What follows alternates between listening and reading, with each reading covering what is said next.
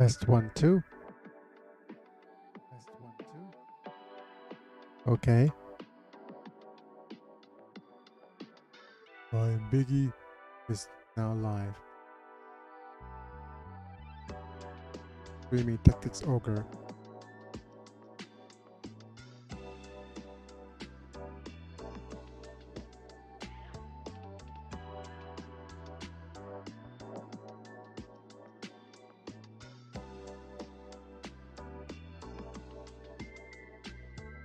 I'm_Biggy is now live. There you are.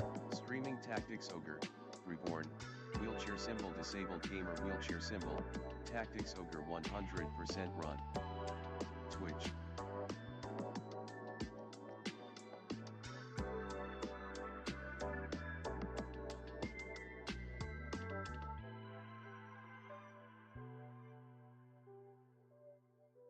Stream element spot running robot face. Stream element spot running robot face. Stream element spot running robot face. Very good. That's the correct response.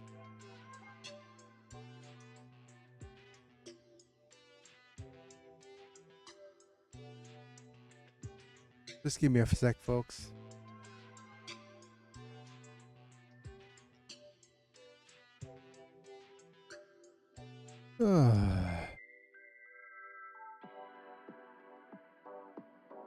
Hello, folks. It's me. I'm Biggy, and I'm back.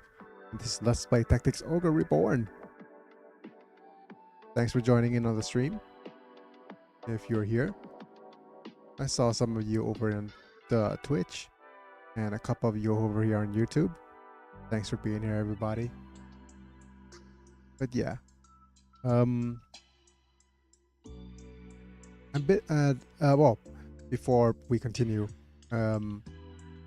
let's thank a couple of these guys. First off, thank you Chase de Loremia for subscribing to my channel, and of course thank you Happy Lux for renewing your membership at the Binge Watchers level for a 22-month streak. Very, very cool. Thank you, man. Thanks for doing that. I know you don't always have the time to watch my stuff or join on my live streams, but you doing that is immense. So thank you. But yeah, let's just go ahead and get started playing some more of this Tactics Ogre Reborn. And of course, most of the time now, I'm just going to let the AI do its thing.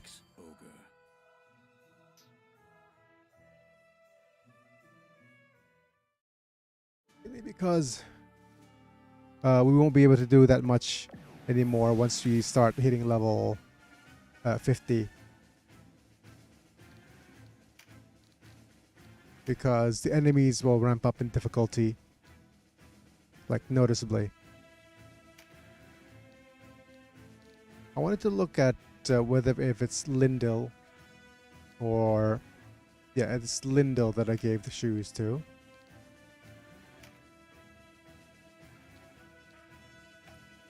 But it is Obrim with the slightly better stats. I'm just going to give Obrim the boots.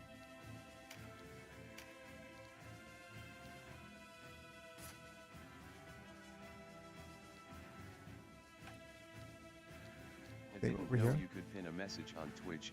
Gonna need to steal that idea. Also, what's up? Sup, buddy? Sup, the Inhuman Beatdown. Slowly but surely getting my body ready to stream, but it's been a little bit on the rough side for me, trying to sit up straight. But this is just for the past few days. I didn't stream earlier due to earlier in the week because yesterday was my day off, and the day before that I wasn't feeling well. But I did manage to use that time off to write and basically finish the script of one of my longer form videos for Unlimited Saga. So that is a nice thing to achieve.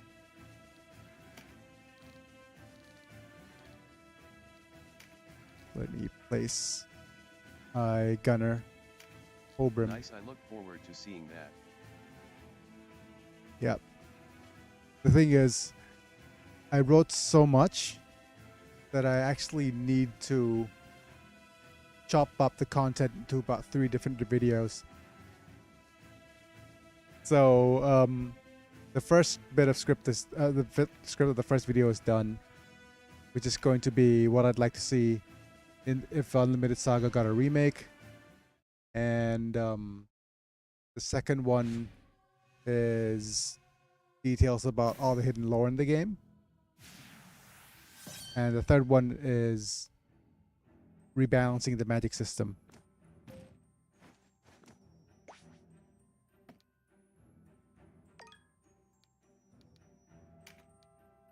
So I'm just going to let the AI do its thing here. Yeah, because sitting up is equivalent to doing cardio for me. So I have a rough time, you know, and I might seem a little winded and breathing a little slowly. So I have to just wait until my body catches up.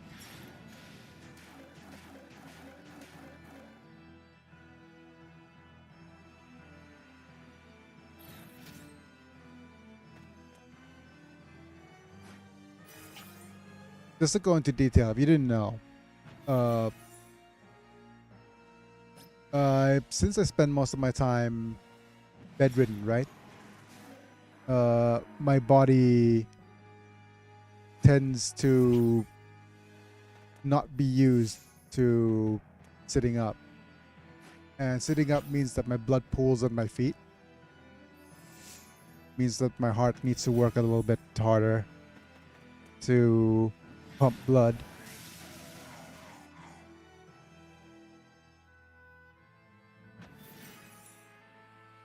So that's why I sound tired once I got sitting up. And I don't always have this happen. It happens sometimes.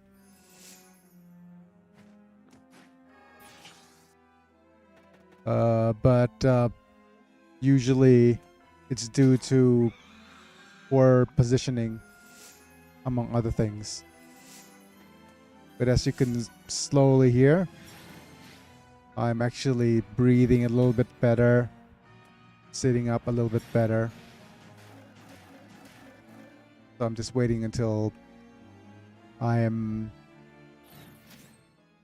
fully awake, until my body catches up. It's kind of like, it's very similar to cardio. It's rough to get started, but once my body kicks into gear, it gets a little bit easier. And after I'm done with this stream, I'm probably just gonna spend some time recording all the lines of my video, and then I'll spend a couple of days editing, and hopefully things will turn out well.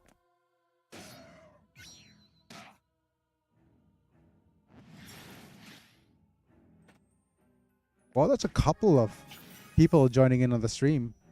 So thank you for being here, guys. Let's see who's here from where. Oh, of course. As soon as I say there's a couple people joining in on the stream, people leave. Them's the breaks. Always.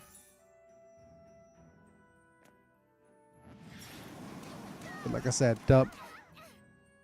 it's best left to the AI. So that's actually a viable strategy for Palace of the Dead. Ironically, because it's a long grind for 100 levels, and it's not the kind of grind that is like really hard. Not for the first 50 levels anyways. Howdy, howdy. Howdy, howdy, mana. Slowly feeling a little bit better and getting my breath back. It was a rough start to the stream though. How you doing, buddy? Are things going well on your end? So I could ask the same with everybody else on stream as well.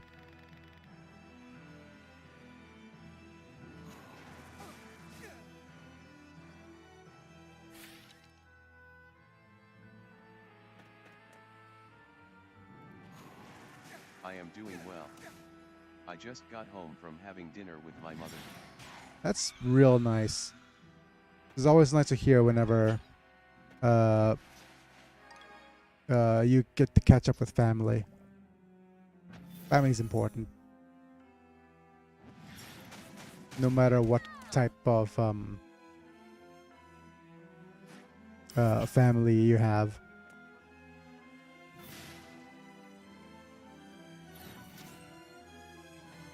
Nice.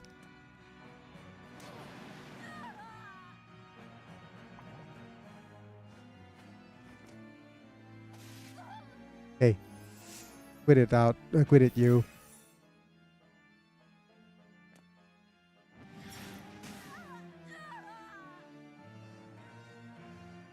Let me think. Yeah, we just recently celebrated my. If you just look at the picture in the back right there, that was my mom's 60th birthday present. It's one of those composite pictures where they add a ton of smaller pictures together. If you've seen one of those back in the day. But she got that for her 60th birthday, and that was 20 years ago. Hi, Biggy. Hi, Oscar Ramirez. Thank you for being here in the stream, buddy. If you have any questions, let me know. And if you're here for Tactics Ogre, let me know. If you're here for Unlimited Saga stuff or any questions about that, let me know as well. Yeah. But it's a bit of a...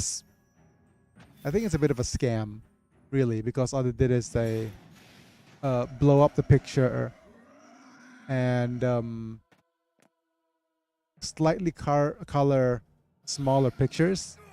Like, if you know what they're doing, they were coloring slightly smaller pictures to match the skin tone of the larger one and the pixels of the larger one, and it was a neat bit of technology at the time to make it look like you're actually finding and combing through all actual pictures to make that bigger composite picture, but it's just a bit of a scam. Ooh, look at all those aqua hammers and Cristallososus ores. Right. Okay. My coffee's kicked in. I have a little bit of a breath now. I could breathe better. That's what I meant. Also need to save for a bit. And there's a bit of good news and bad news for this particular stream. I am actually ending this stream a little early today. Reason being is I want to get started recording. Let me just look at the enemy area here, just to see what kind of enemies there are. There's an undead dragon and a couple of undead. Yeah.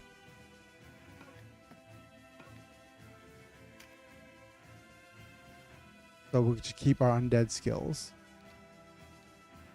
And we will remove one of the sisters. And I think I'm going to remove the Sistina because she's the slowest one.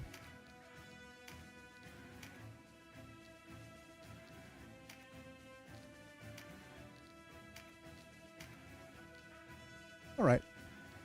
Let's get things started, huh?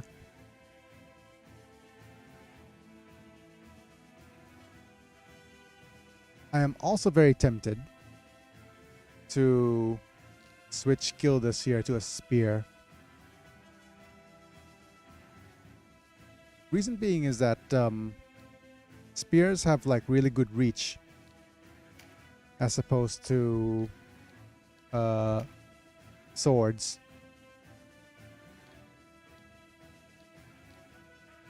So if I switch over to, say, a spear, preferably one of Mirdan's spears,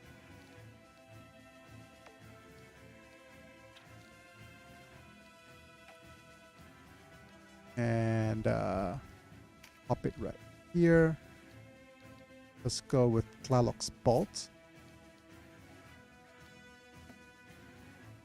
Switch you over to spear skill. Damage will decrease quite a fair bit.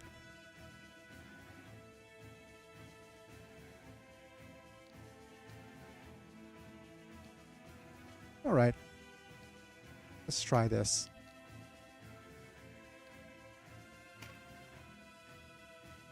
Give a chance for Gildas to level up his spear skills. Well, how do you... Let me just see if any... interact with the chat for a little bit. Well, how do you know me, Oscar, if you're still here?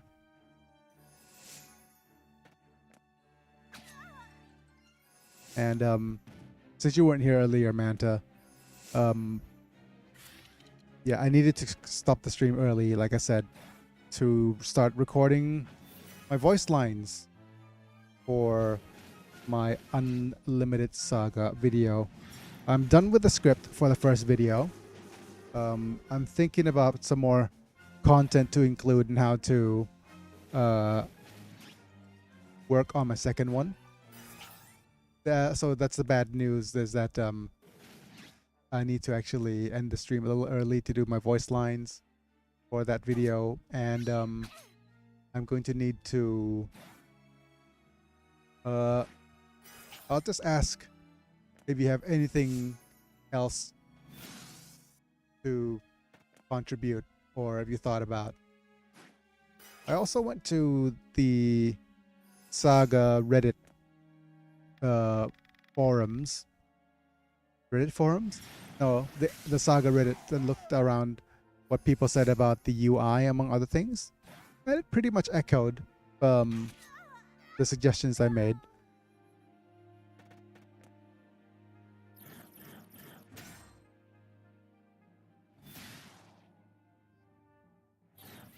And if make phobia and pacifist panels replaceable with higher level panels. That's the slightly... Yeah, actually that's more balancing issues. I think the balancing of the game is a more detailed topic. And it's a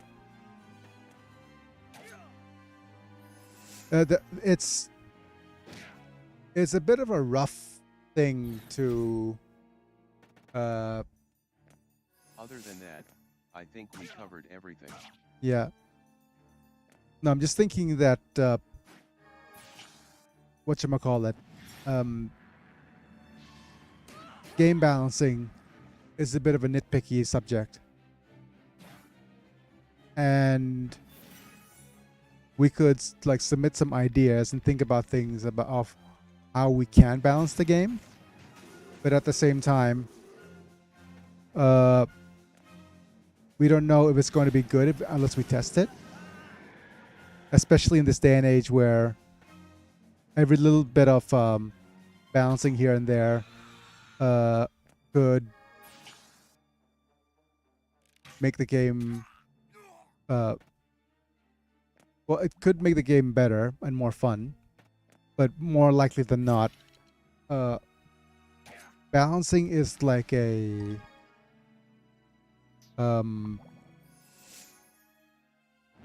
moot point or such a low priority Like a for a balancing game. act, lol.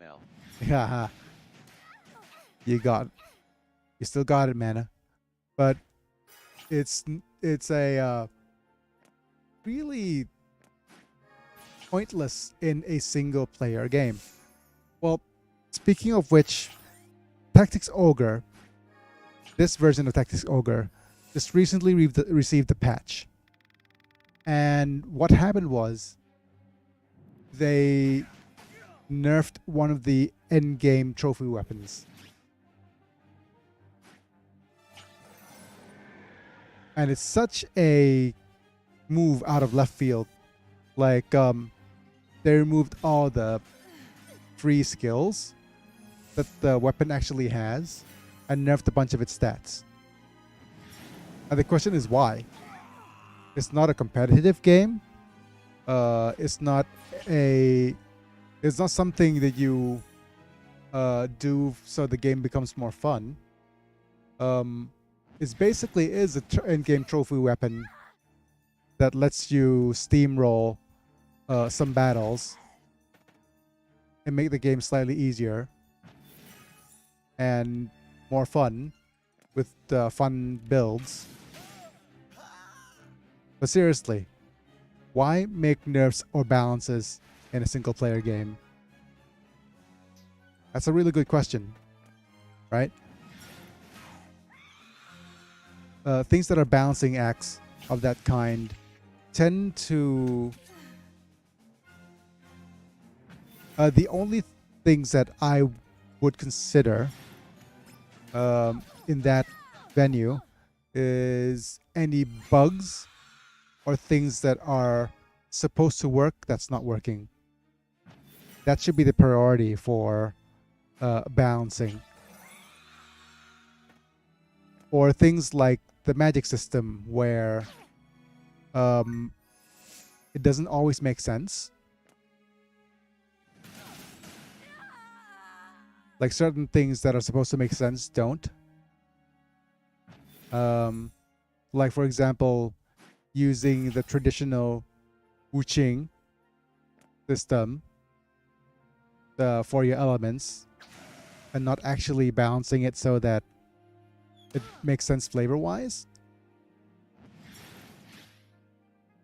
So the only things that that we should really consider readjusting would be for the sake of either flavor, ease of understanding. Look at this, the Awakener.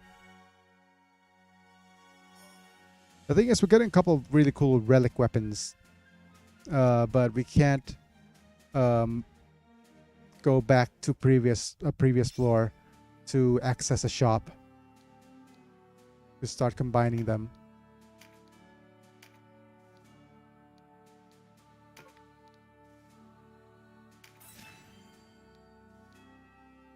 Yeah, so balancing, unless it's for the sake of bug fixes, I think it's a little bit of a wasted effort.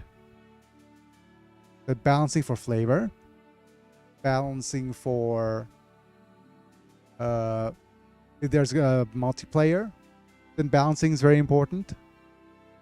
Competitive games require a lot of balancing.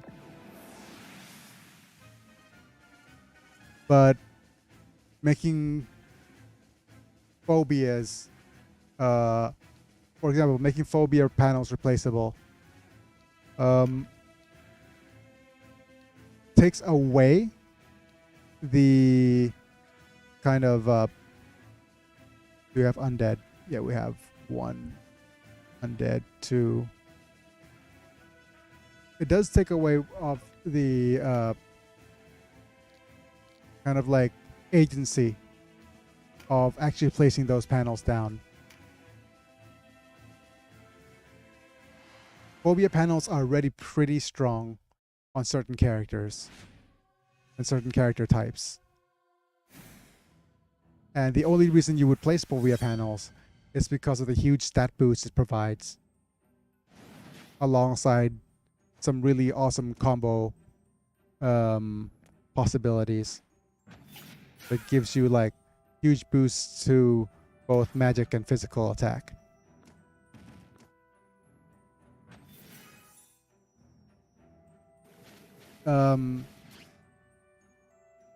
The only other panels that I think, but if we're gonna start nitpicking, we could slowly go into that as well. But if I wanted to nitpick something, I want to get started with magic first, because that's a bit of content in the video that we could talk about, or I'm actually planning to make.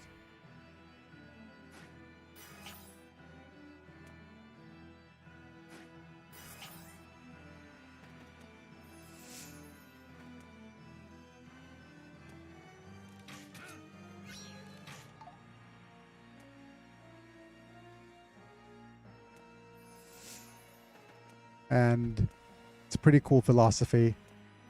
And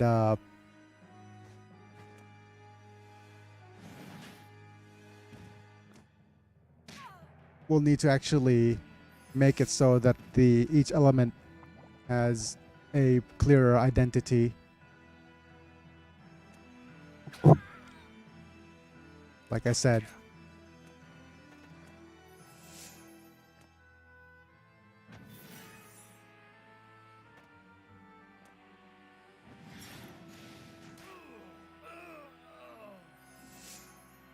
but I think we were discussing earlier about how we wanted to include a 7th element, right?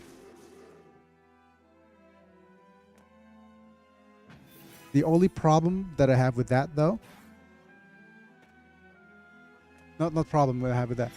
Yeah, the problem of adding a divine type element is going to be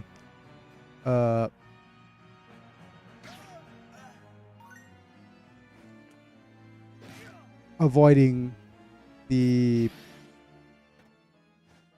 trope of making divine spells a healing spell.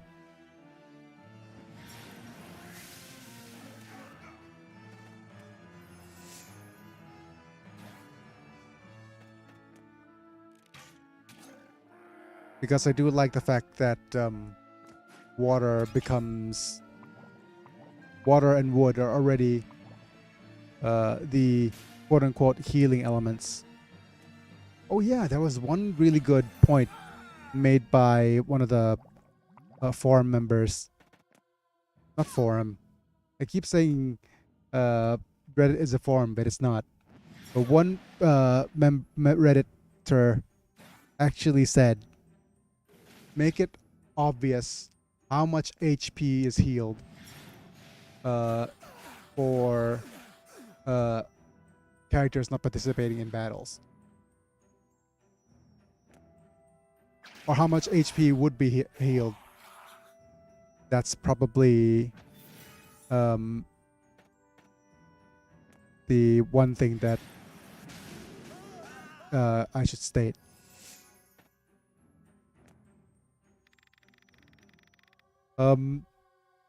But it would be a nice little balancing act between information,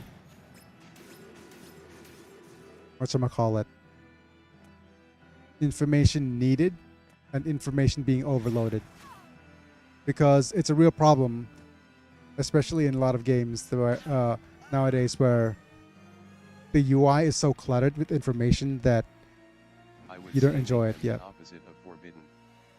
Forbidden spells do a lot of debuffs, so divine could be pure offense with some buff spells. Like, a divine spell that does a small amount of damage, but raises the caster's endurance, perhaps. Yeah. But yeah, that was the discussion, wasn't it? That is true.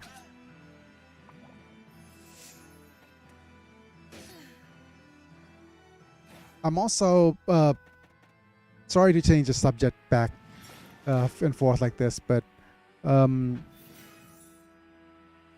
I'm also thinking forward about the next video I'm making, which is about the lore within the game.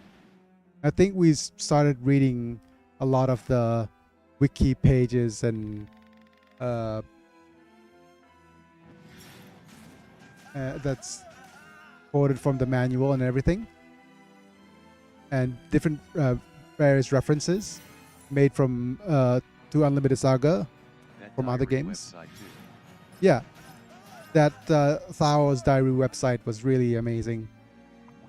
In fact, I think I should really try to contact him or her, but I don't have any contact details anymore because I went to the website and the email stuff has been blanked out.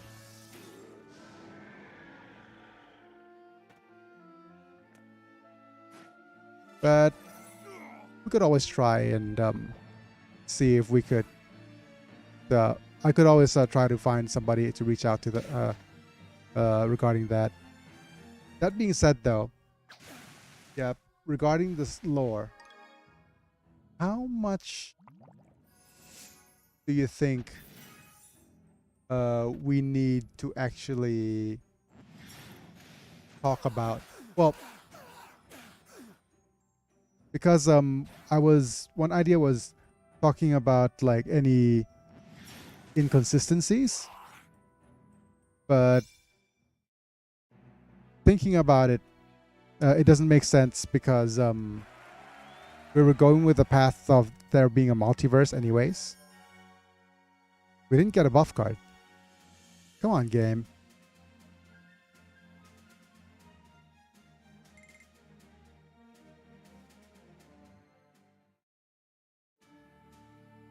Right?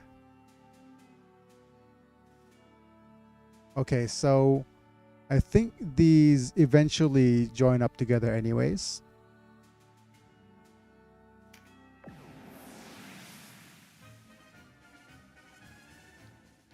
All right, let me just turn off AI here.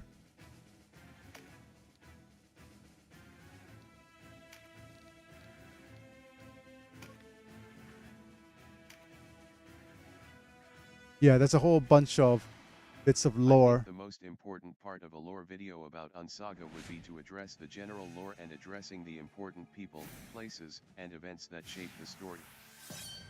Yeah, that's true. Much more than specific as that's what lore is, rather than addressing specific characters. You're correct.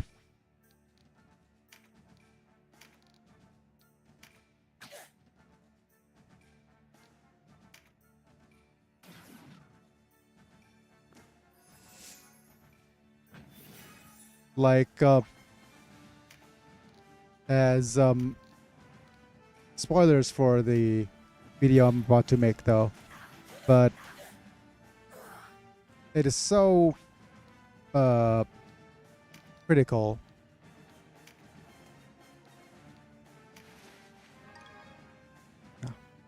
Like, oh, the gears is so bad.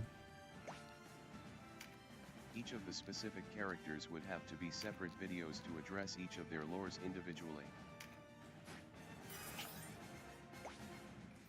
That's a problem, though, because I don't think each of the characters have enough lore in and of themselves, right? To make a compelling video.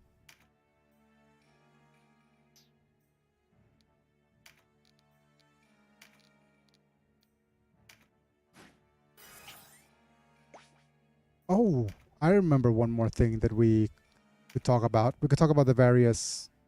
Well,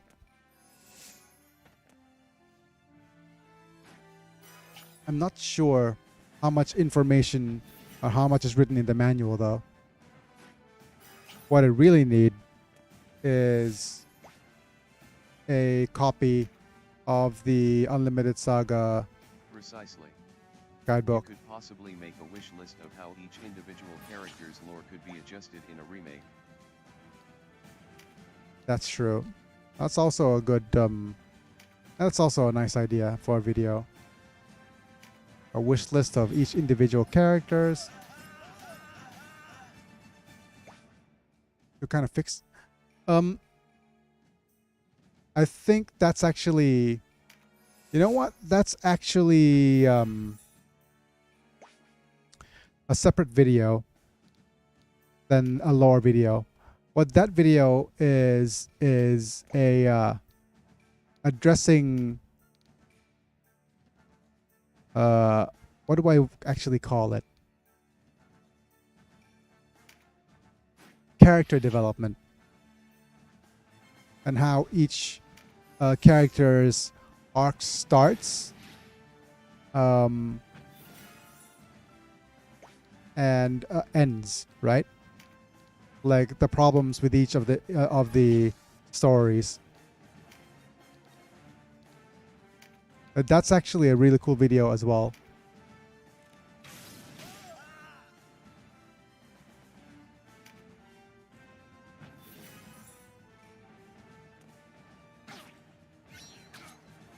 And perhaps expanding on the concepts they present. Laura could expand on the importance of the Escata Kingdom. Or Judy's could explore how magic works in the world of Unsaga.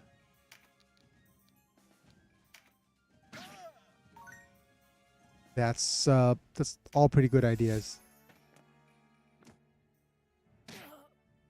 Well, to be fair, Judy tells already about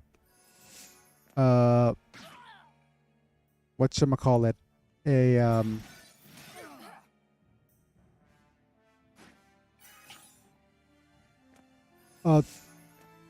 she already is researching a forbidden tablet in her adventure,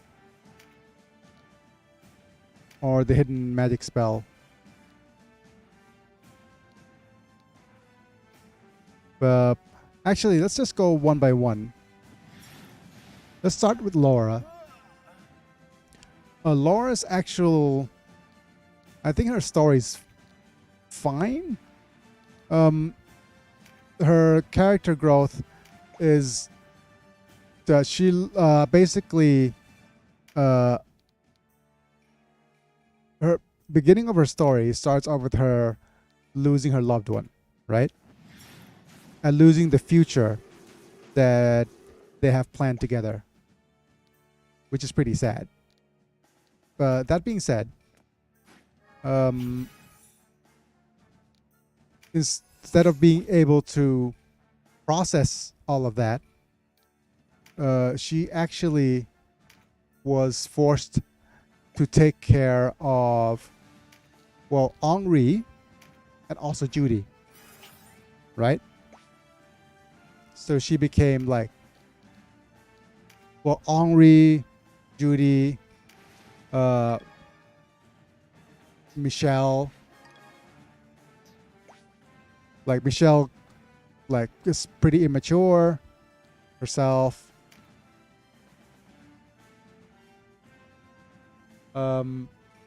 We could also make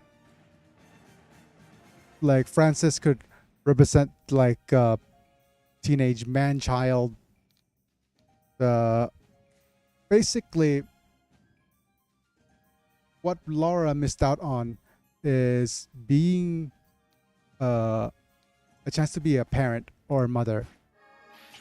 That's what the game was hinting at, right? Or starting a family, to be more broad. We don't know if she wanted children, but at the end of the game, yes. At the end of the game, she started a school. I must find stronger enemies. Yeah. Hey, Smithing Myth. Thanks for joining in on the stream. Hi, Myth. Hello, Biggy and Manta. Yep. Just FYI, Myth, we're ending the stream a little bit early today, so I could spend some time recording some lines for my upcoming video. But how early that is, I'm not sure.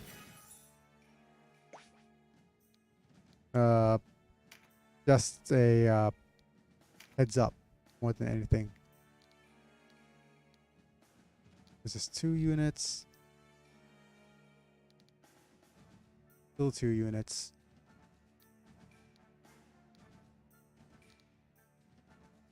Rather use Wisp Light then.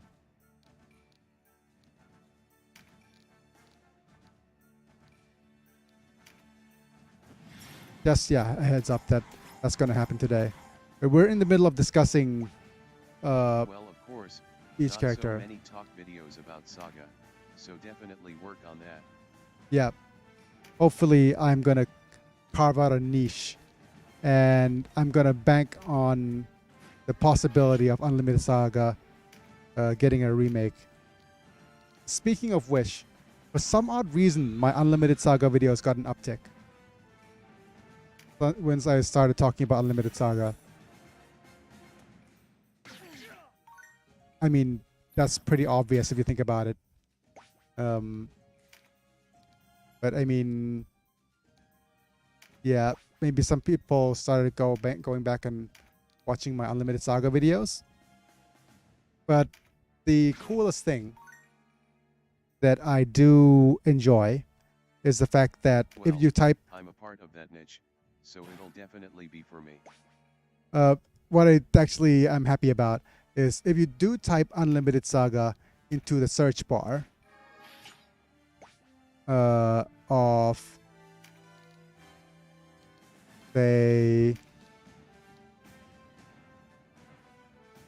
yeah, to type Unlimited Saga into the search bar, my video is actually the top search result. So that's actually really cool.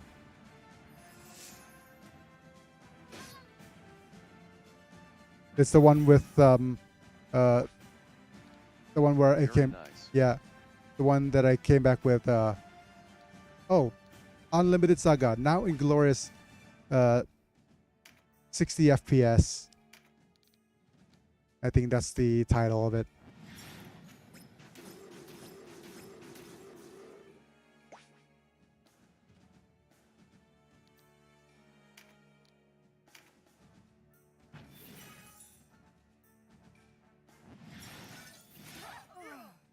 That one's getting a lot of views and consistent views.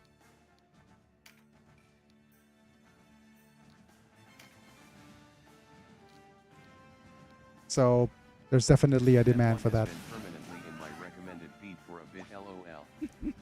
It's usually your guide videos or that Geeky Gamers review that are the top searches. Yeah. Very nice.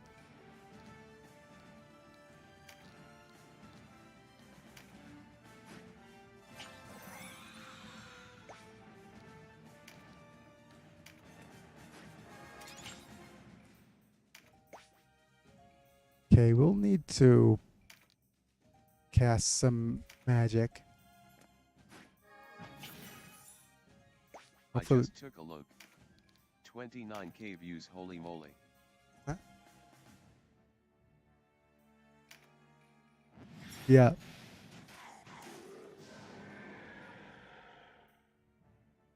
I think it's because the first Unlimited Saga video on emulator that is actually ever on the channel. So I'm happy that that thing is getting some attention. And it could only go up if there was an announcement of an Unlimited Saga remake.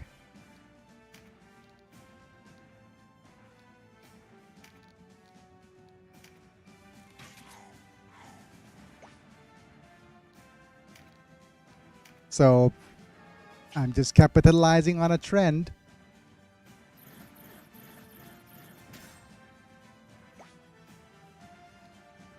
Anyways, back to the topic at hand. So Unlimited Saga, we were going through individual stories of the available characters. And let me actually use exorcism here. Oh wait, wrong character.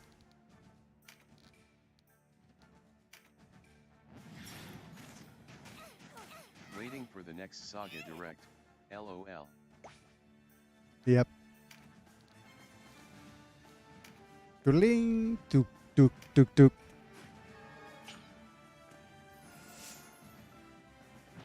Hi. My name is Kawasu. And welcome to the next Saga Direct.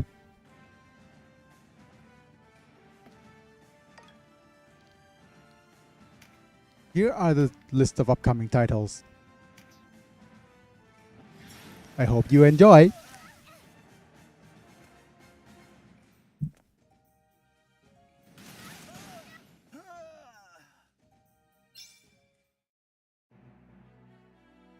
Yeah. Saga Kart Racing LOL.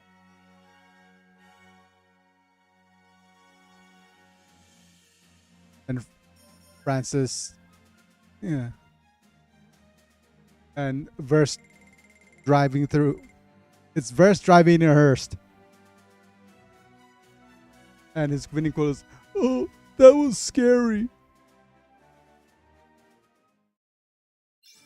Head.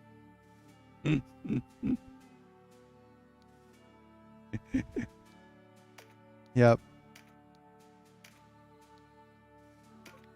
Francis and Verst, DLC only, LOL.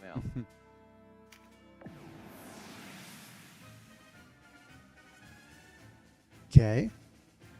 This is a big map. Edel being a racer, LOL.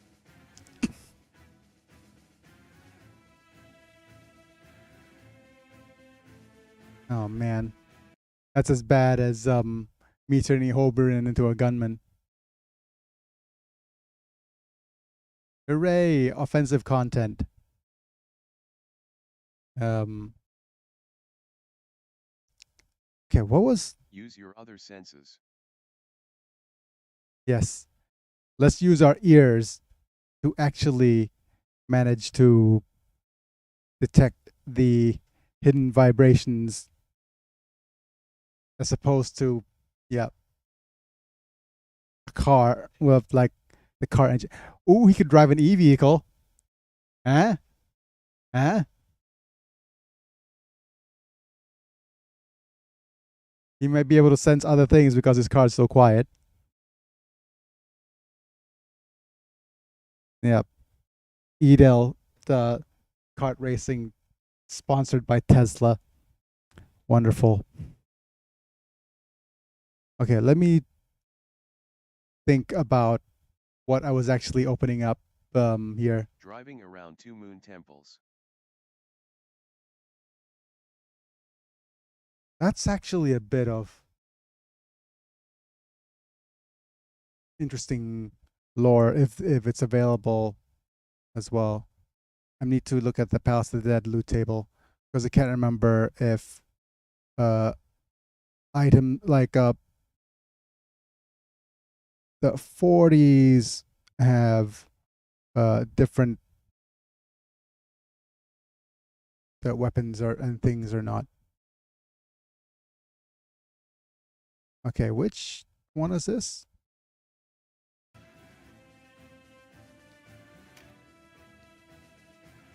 Okay, let's retreat for a bit.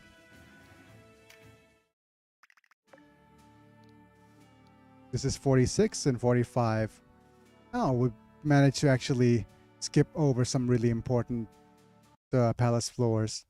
45 has some Heretic's Mark, Tempest Bows, and Keening Bowguns, and a chance at a C-Day Shoes. couple of bowguns and bows as well on 45 and 46. 47 has Thunderfire, which I don't know what that is. Yeah, I don't think there's anything this is we more need to actually flavor look. than anything substantial, but they should make it so any character who has Newage in their party should be able to do at least 2 or 3 carrier missions.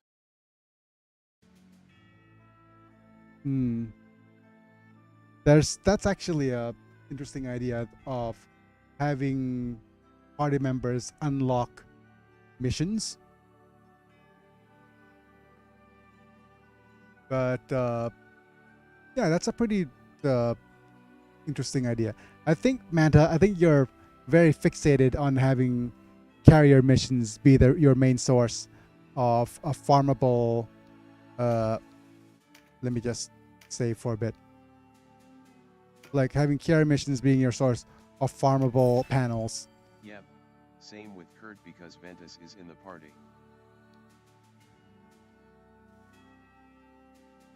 Yeah. I think, it's a little bit. I think it's a little bit unfortunate that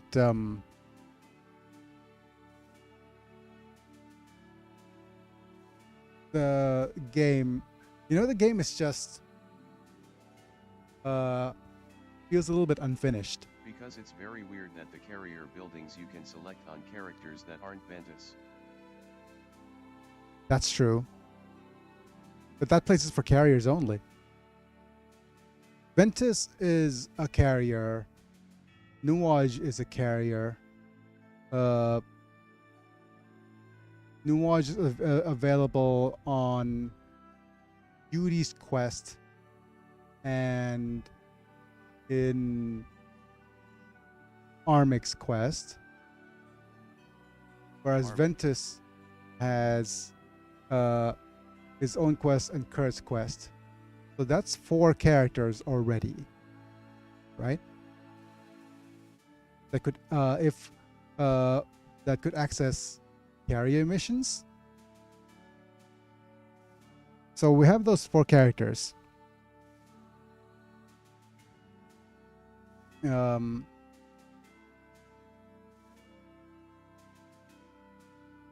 let me think. Wait, it is Waj and Judy. Yeah, so that's 4 characters. The other remaining 3 are Laura, Ruby, and come on, Biggy. I just think it would be a neat little side thing that is exclusive to carrier characters.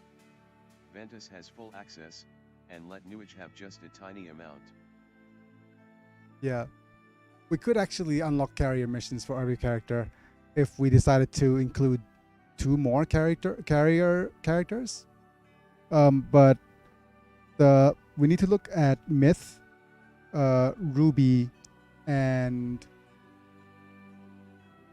Myth, Ruby, and Laura, right? As the remaining characters without carrier missions. And while I'm here, I might as well. Michelle could be rewritten to be a carrier. Yeah, that could be. Well, if Kawazu decides to bring in new playable characters. I don't think he's gonna bring in new playable characters. It doesn't make sense in the lore. The only characters that might show up if I'm going to be a bit wish listy are the. Sorry, give me a second while I reorganize the party here to make sure you 2 are in the back. That would also be a way to explain her cursed gauntlet. She was to deliver the gauntlet, but somehow accidentally put it on and now she can't get it off. Yeah, that could be one way of doing it as well.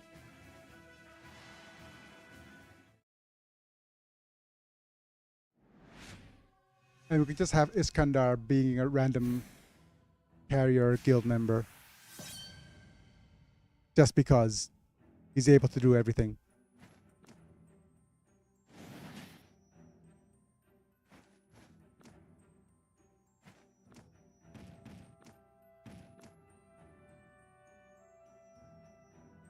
Yep.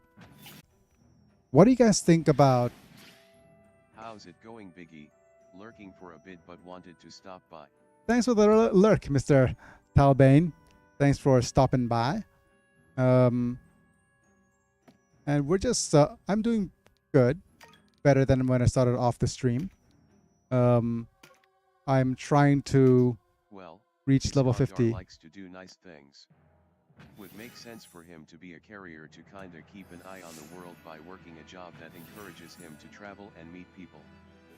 I mean, Kawazu did have new playable characters in Romancing Saga 2, Saga Frontier and Minstrel Song Remastered. But he didn't in Romancing Saga 3, so chances are there might not be in Unlimited Saga. Hello Mr. Talbot. Yep. The only issue is I'm not sure how Kawazu feels about numbers, or if he's like a number file or anything. But if you didn't know, there are a total of 63 playable characters, if I remember correctly. Why 63 is important is because 63 is 9 times 7. Right? So 9 times 7 is... 7 is a significant number for a soccer game, or any soccer game.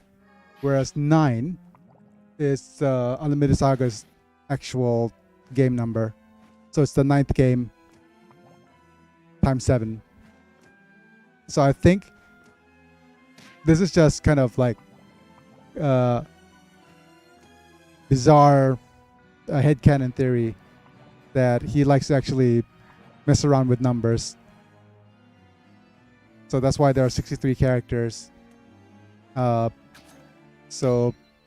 9 characters across 7 adventures.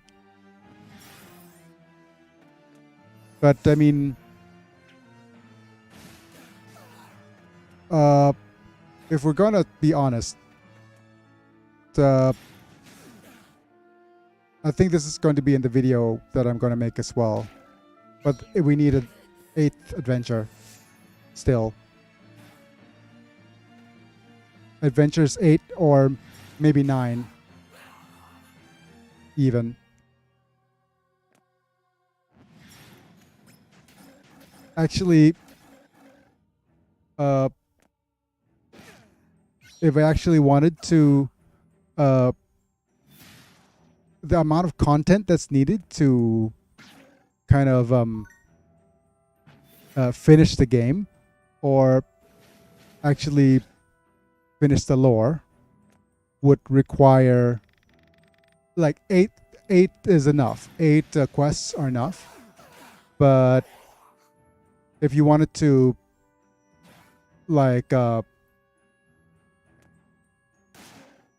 make, say, some cool connections with numbers. R2 Remaster, 2 new characters.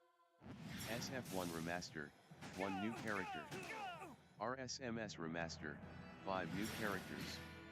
RS3 Remaster, no new characters.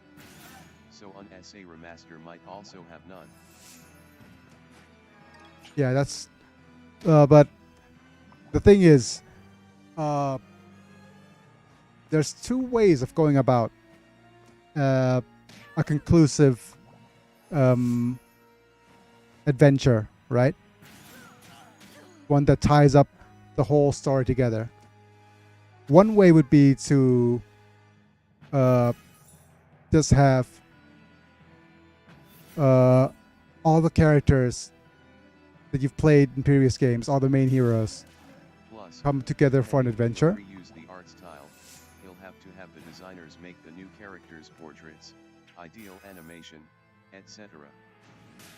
Yep, idle animation, I think you're trying to go for. But there's a bunch of stuff to add if they decided to remake Unlimited Saga, definitely.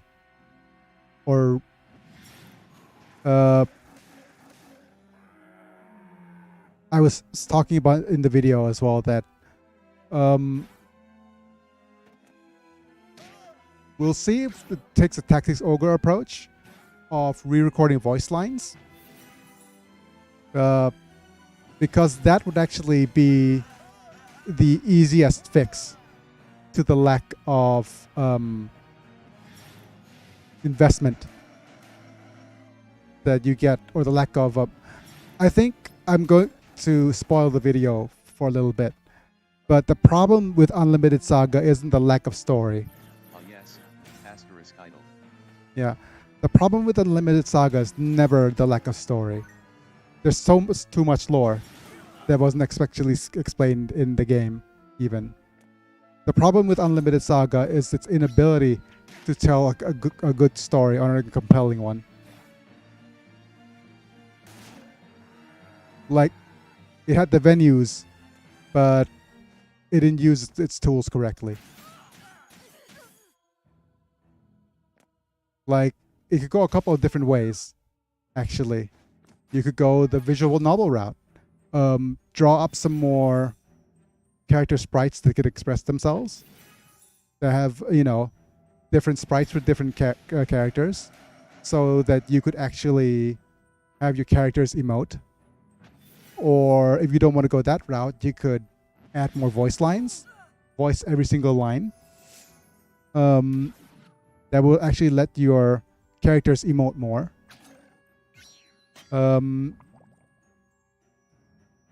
But I like the visual novel route because that way you could have a nice big gallery of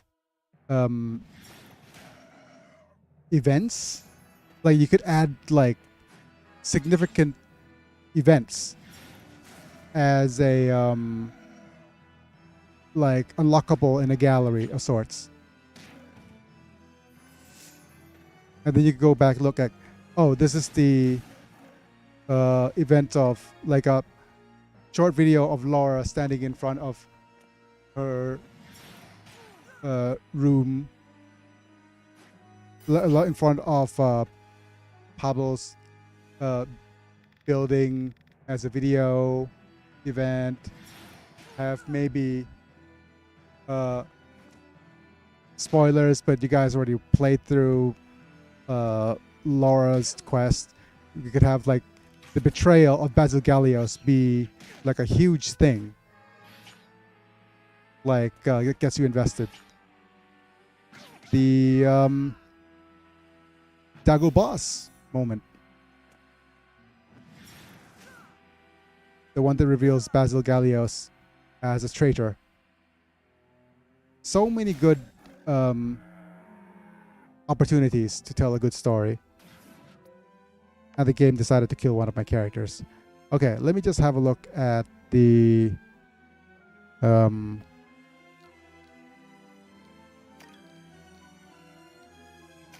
not the chariot,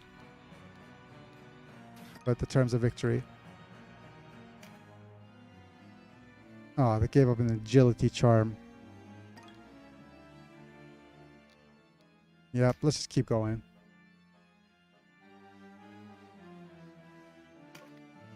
Yep. It makes no sense for... Well, where was I? I mean, he'll definitely need to reuse the art style for the game anyways. But yeah, they could lean into the visual novel approach. They could add voice lines.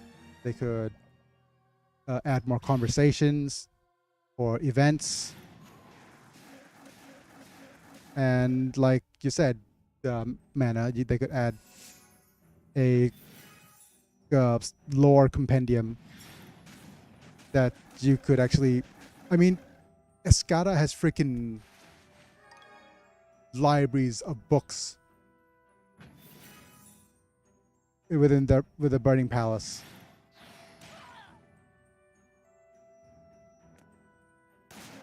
Like, it would be a waste, complete waste, to not actually have us abuse it. Like, go on random adventures, discover various different things. But I mean, I think I stated earlier already that an overall lore video would be one thing, but an overall fixing the character story arc would be interesting as well. But I think the game is focused on telling smaller stories, right? Which is fine.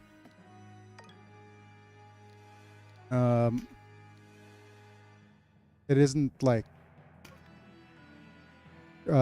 there's no fault in like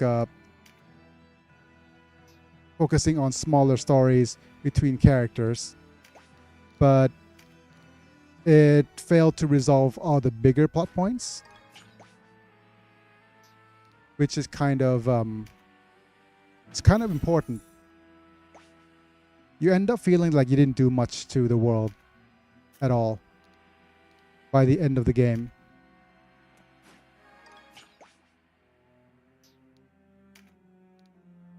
And that's a problem, because like you went on an epic quest. Look, myth.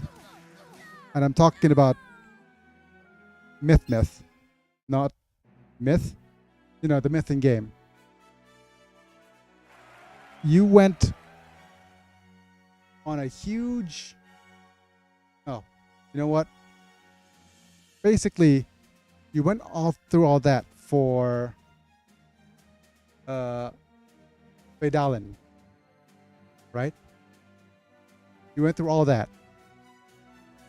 And what ended up happened was, for you personally, nothing. But what happened to the world by the defeat of the Lords of the Undead? Like the Thieving Dance of the Round, and then Chaos. I mean, let me just slowly go through all this stuff here.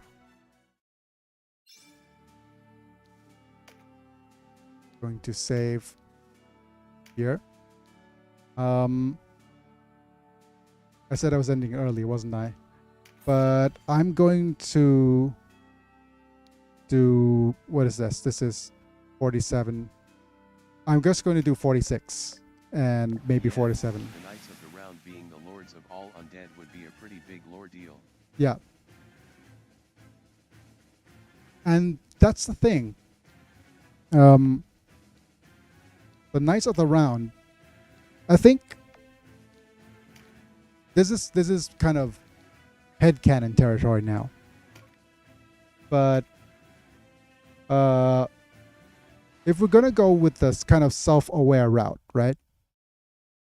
So at the very top of everything, of the whole thing, was the creator, or kami in the original Japanese, which translates to God, right? So he created everything. He created the Arcanians, right? Who are basically the engineers, or the ones who designs the world. They're created in his image, you know, all that biblical referential stuff, etc. But in that sense, the creator was not responsible for all of the chaos of the world. So, or how the world turned out. The way I would compare this is that the creator would be somebody like equivalent to like Gary Gygax, right? And the rest of Chaos would be somebody equivalent to, say, the dungeon master of the game. So Gary Gygax, if you don't know, he's the one who created D&D, Dungeons and Dragons. And he basically created the system, created all the in-game mechanics, created the lore, everything. And given the dungeon masters the ability to craft stories to their liking. But the dungeon, I think it could be like the dungeon master, or Chaos being the game system itself. And the Arcanians, or the true people, are like the writers of the story. Like let's just go through this in. There's two ways of looking about it. This, if we go with the. Yes, I just thought of a neat backstory for the Knights of the Round. What if they were Arcanians who sought true immortality but became monstrous undead fiends who barely have any recollection of their former lives other than their belief in their superiority? That would help add more lore to why Silver Girl would seek to defeat them, to free them of their curse.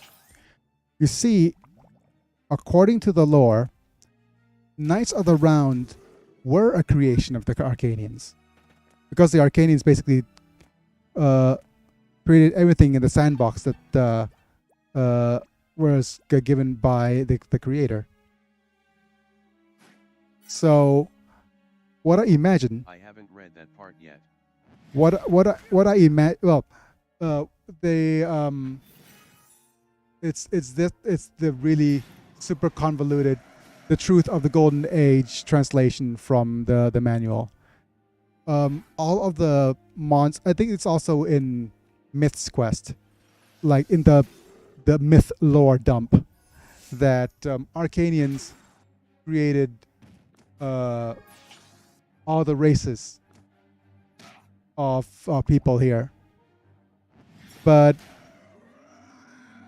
what Chaos was the system in which the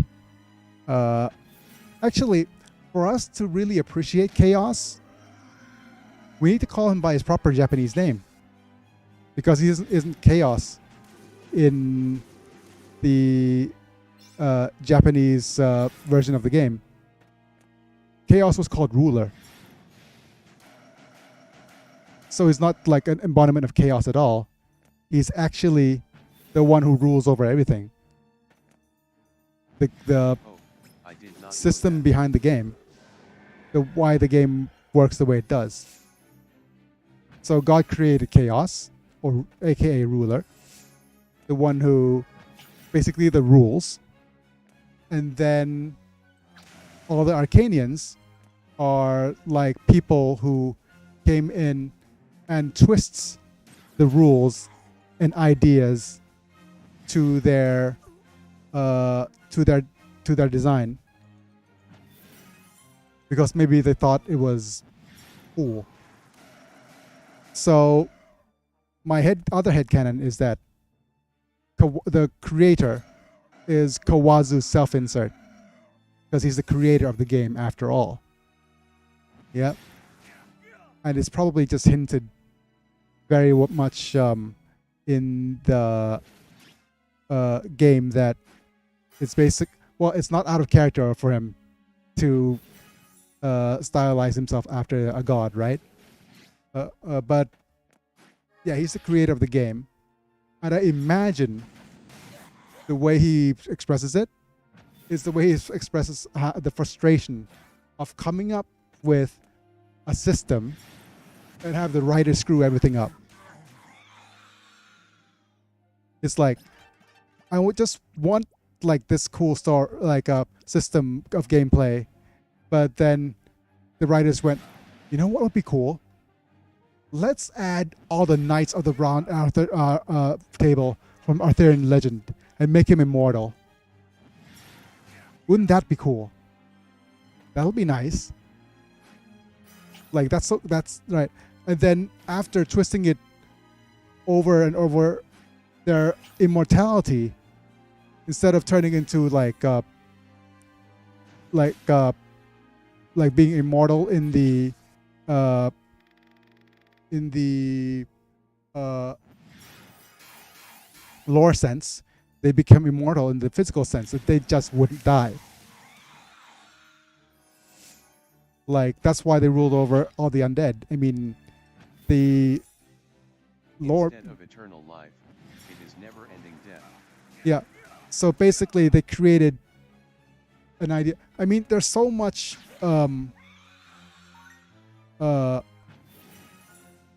references, so many references to Arthur. Like, there's got to be this one writer that's like a complete, like, Knights of the Round Table, Arthurian legend, like nut. Who says, "Oh, we're gonna name all these characters after Arthurian legend." You know who we could name like as the best mage in the world? Alice Ambrosia. Yeah, and she could be a reference to like Merlin, because you know Merlin Ambrosia. That's his name as well. You know, wouldn't that be cool?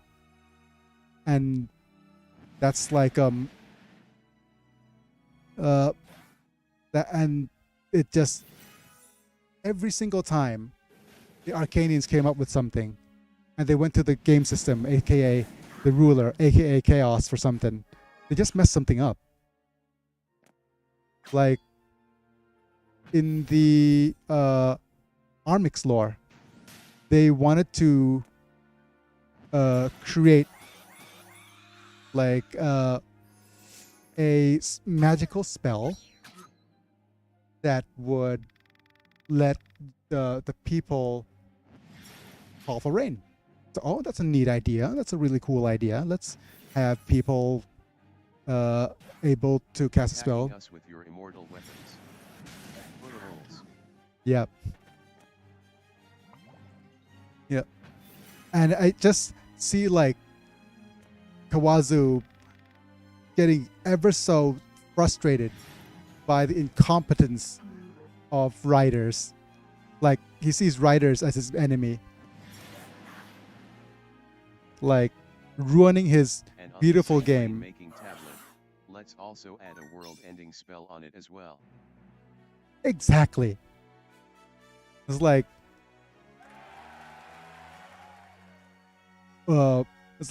whoops. Yeah. And he just like glitched the heck out of the game. And that's the whole gist of the lore of Unlimited Saga. There was, and this version, the creator didn't die. Well, it could be one of two things that actually happened. It's either that the creator left. So basically, it's Kawago's saying that, nope, I'm out of here. I don't want to be involved in this game anymore. I like to think that Kawazu has a similar mindset to John Carmack. Story is there to be there. Yeah, exactly. I think he just kind of noped out of there because he actually like dislikes how the story is ruining his role-playing game system, right? And he just noped out of there. Or it could be another interesting reference, because if you didn't know, the creator didn't first appear in Unlimited Saga. He appeared in Final Fantasy Legends, let me say first. And instead of staying on the screen, I'm going to slowly move on to the FaceTime screen. Yep. So that would be a neat idea, to have the Arcanians, as the writers, seal away chaos to try and prevent him from interfering from their wild creations, but the Arcanians destroy themselves from their own recklessness. We don't know what happened to the Arcanians, actually. I think the Arcanians did what they did is they kept going. What they actually did is they kept going back to Chaos / Ruler to create more stuff. Let's make the 7 Wonders. That's a really cool lore point. Let's create all the different races, and I think it became like a part of that twisted design, and all of the worlds and all of the chaos, all of everything, split them into multiverses. And why it's got split into multiverses is because all the writers, or maybe 7 writers, had like inconsistencies. Basically, there are a bunch of writers who who went their separate ways, came up with a good story, didn't talk to each other about anything, and just a huge set of plot holes are created, and created like the multiverse. So one Arcanian said, okay, the like this should happen, no, that should happen, and instead of resolving it with each other, they just split reality into several different bits. I think that was the game. What was the game was insinuating at, that reality was shattered, and the turning point of that was Iskandar. Iskandar is, well, he's in reference to Alexander the Great, definitely, but that's not a too important a point. But basically, he was let's just say he was like a character that was written by one of the Arcanians, right? But he achieved somewhat of a transcendence, and like I said, he became what's equivalent of a planeswalker. Iskandar is the true representation of the player. Like I said, Iskandar could travel through any of these multiverses. He could impact any of these places in the ways that he so wish. He doesn't age as long as he's not in his own original world. And but that would also mean that Leia Torles, the one who gave him that power, would be something equivalent as to. Could also be of Caladorn, the vampire from Ventus's quest, be a descendant of the Arcanians who is trying to regain the powers of the ancient Arcanians by using the powerful dragon heart.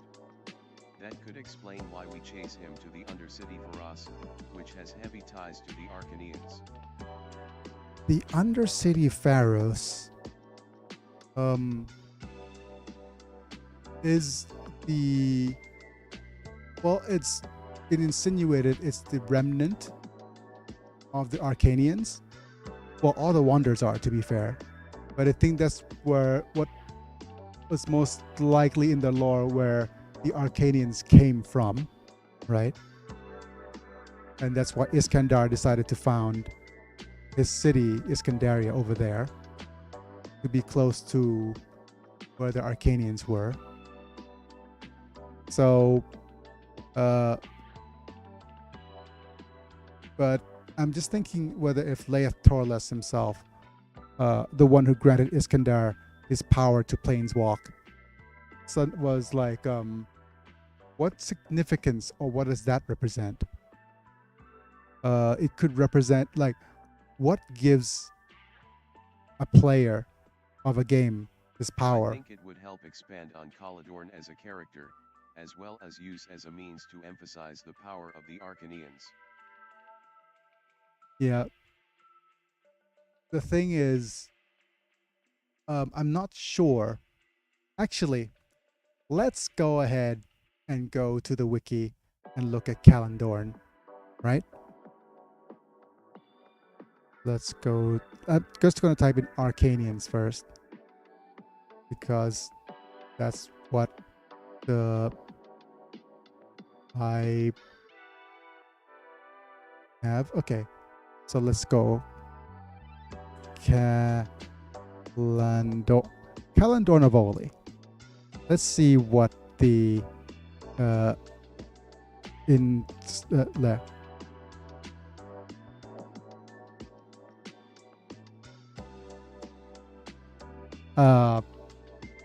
You're not gonna believe this. You're not gonna believe Calandorn's actual Japanese name. Seriously. It's Tooth. It's Tooth Bloodbane. Freaking Tooth? Smiley face?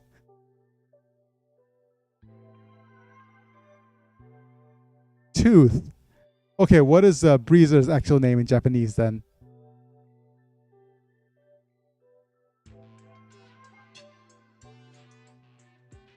Okay, no, it doesn't say. Breezer, breezer, breezer, breezer. Okay. We need a vampire name. Quick, what are vampire words? Tooth. Blood. Bayon.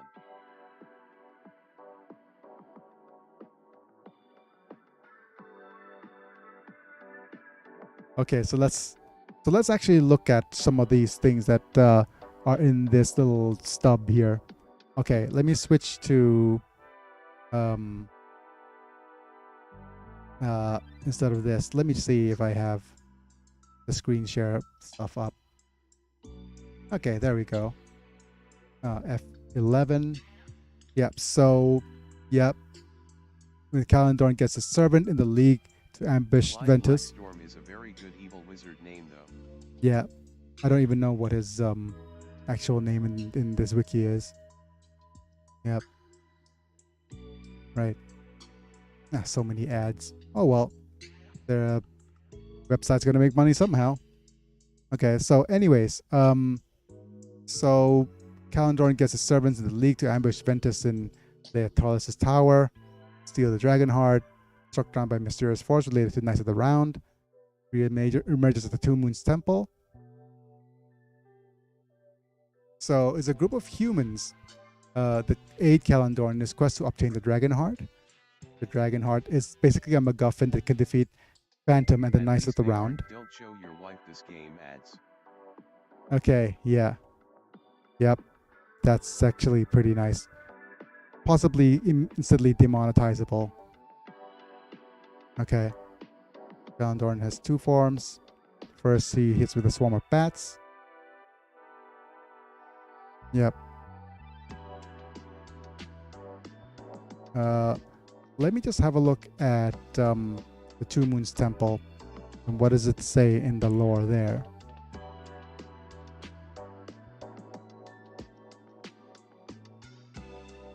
Various warpads. Okay, objective. Locations. Left and right wing. 3 magic tablets. Oh, there's a Twin Moon Temple. In Romancing Saga's Minstrel Song.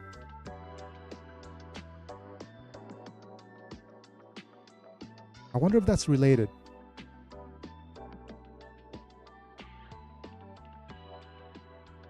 It's gotta be, right?